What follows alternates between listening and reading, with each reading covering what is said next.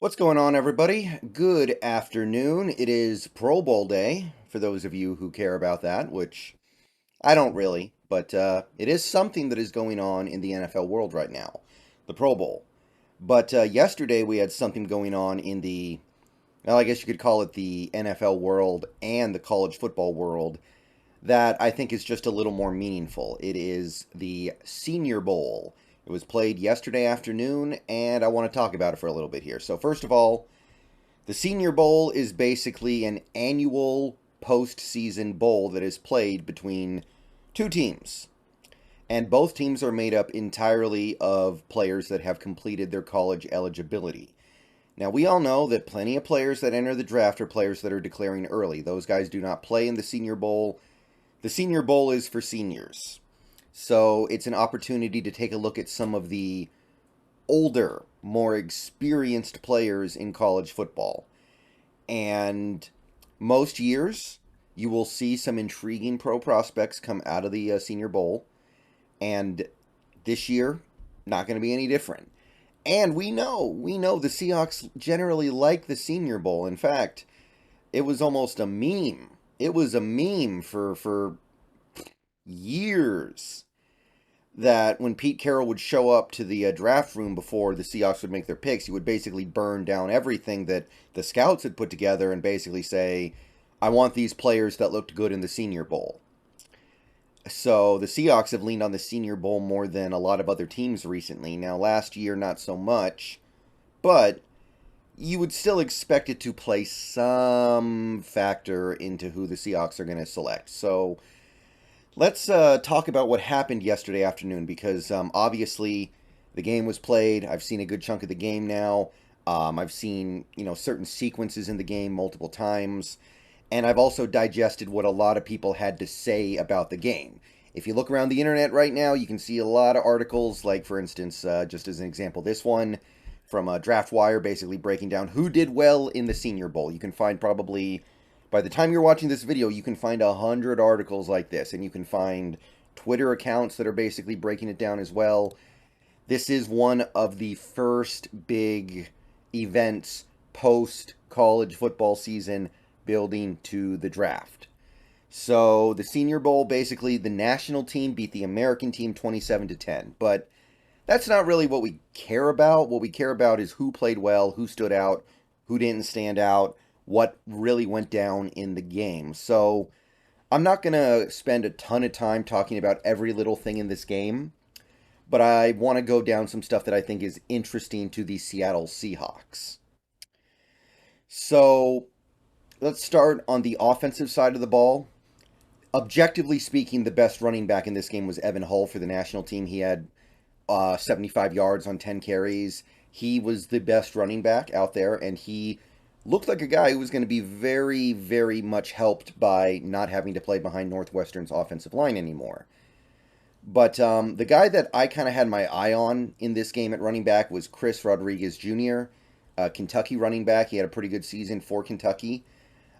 He played fairly well. He was productive on the ground. He was productive through the air, but he did lose a fumble. So Chris Rodriguez Jr. is still a guy that I like. The production that he had in the game is going to help him. He had, I think, almost 60 yards of offense in, again, limited touches. In a game like this, you're not going to be playing the whole game, no matter what position you're playing, really. But the fumble is not great. But Chris Rodriguez Jr. remains a guy that I'm going to keep my eye on in the middle to later portions of the draft. At receiver, I think the guy that really stood out to me, and this is a guy I've talked about before, is Jaden Reed from Michigan State. He was a guy who really impressed during the week because the Senior Bowl is not just the game, it's also the drills and practices that the players do leading up to the game. There's like 2, maybe 3 days of drills and practices where you can see guys individually, not just in a game. Because the game's over after 60 minutes, and there are going to be some guys who just don't really get the opportunity to show that much. Like, you can just look at this box score and say, like, okay, Ty J. Spears got the ball one time out of the backfield for 2 yards. Like, not really a lot of opportunities to show what he can do. So, a guy like that and a lot of other players in this game are going to lean heavily on what they can do in those drills. And Jaden Reed showed the ability to get separation downfield, showed good route running, good hands, good ball tracking, and some really nice special teams chops. So, of the receivers in this game, I think Jaden Reed put himself out there more than anyone else for me. He was not the best receiver in this game, and I don't even know if he was the best receiver for the week. But I do believe that he is the guy that I would be most interested in after this Senior Bowl as a receiver, because not only is he a Lockett-like receiver in some regards, he's also adding some value on special teams, and we need a punt returner. We need a punt returner. We had the least productive punt returning game in all of football last year. Kick returns are fine, but we need to find a punt returner. So I would say that that guy, Jaden Reed, is going to move further up my list as we move towards the draft. He did the work this week. On the offensive line, I think the things that really stood out to me were, number one, and this is maybe the biggest thing that happened at the Senior Bowl this week. John Michael Schmitz was awesome. He had a great week of drills. He looked absolutely dominant. He looked consistent. He looked quicker than expected. And this was a big thing to me, by the way. He was expected to come in weighing about 320 pounds. Apparently, he didn't even weigh 310. He weighed like 307, 308. That tells me he's going to be a little more mobile in this league, maybe. So, John Michael Schmitz, not only did he come in at a slightly lower weight than expected, but he looked dominant in the game and in drills. Add all that together, you have a guy who might be a upper second round, maybe even late first round pick. He was already the best center in this class. Now it's starting to look like he might be maybe even a late bloomer into the first round. And I'm going to say this right now. If John Michael Schmitz has a really good combine, I think he will be a late first round pick. I think that you might not even be able to get him with your Denver second rounder. You might have to trade up from that spot. You might have to trade down a little bit from your 20 pick down to like 27 or 28 to get him.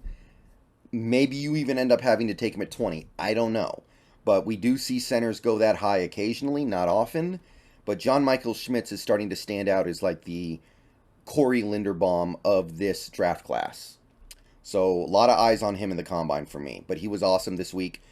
Also awesome, and I'm probably mispronouncing this name, but it's Cody Mock, the North Dakota guy, who played tackle in college, but he played some guard this week, and he looked good. He looked good. He looked good doing both. So we got to see him at guard, which I believe will be his natural position in college football. I'm sorry, pro football. I believe he will be a left guard in the NFL, and we saw him play some guard in this week of practice and the game, and he looked dominant. So, look, Damian Lewis is in the last year of his deal. Arguably, he would be better at right guard at this point. I don't really think that's a big factor, but arguably, Damian Lewis would be better at right guard. So, whether or not you're planning on keeping Damian Lewis, a guy like Cody Mock would be a very worthy pickup in the middle of the second round, I would say. If he's there and you can improve your left guard depth over somebody like a Phil Haynes, even if you're planning on keeping Damian Lewis there, I'm all about that. So those two guys on the offensive line really stood out for me. So those would be my standouts on the offensive side. Rodriguez, even though he did fumble, Reed, Michael Schmitz, and Mock. Again, probably mispronouncing that name. On defense, I didn't notice quite as much, but what I will say is this. Will McDonald IV from, I believe, Iowa, played pretty good. He's going to be one of those edge players that we get if we wait until like the mid-second or third round to address edge, because that's very possible. As much as our defense is not very good right now, the edge room is kind of crowded. We might wait to address edge. If we don't get Will Anderson with our top pick, or Isaiah Foskey with our other first-round pick, then it's going to be a little bit of a tumble for those guys, and you might be looking at Will McDonald in the second or third round. And he did good today, so that was promising. I'd say a little more interesting than even that, though. This is a guy who I mentioned in my first mock draft of the year.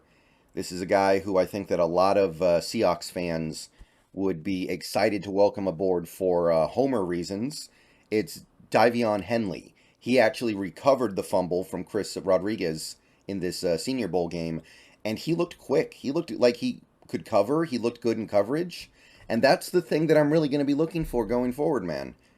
Which of these linebackers can cover? Because there are not a lot of good linebackers in this class, and a lot of the ones that are intriguing on some level don't look like they can cover.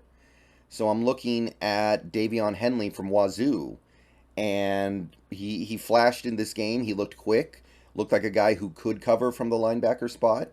So that's going to be a guy that I continue to monitor as we go forward. It's a very thin linebacker class. We need linebackers. Davion Henley is probably going to be one of the best possible candidates if you're looking for a linebacker who can cover. So that would be one of my other standouts on the defensive side. Another guy, this guy's been on my radar for a while now. It's Ivan Pace. I thought he was awesome in this game. He had that one play where he literally pushed an offensive lineman into a running back and tackled the running back without touching him. He was all over the place. He was a tackling machine.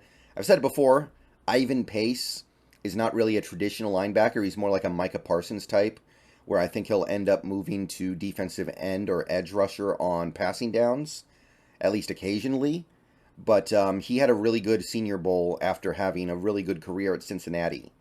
So Pace may very well end up moving up in the draft board, and we may end up looking at him in like the 4th round or something by the time the draft actually gets here.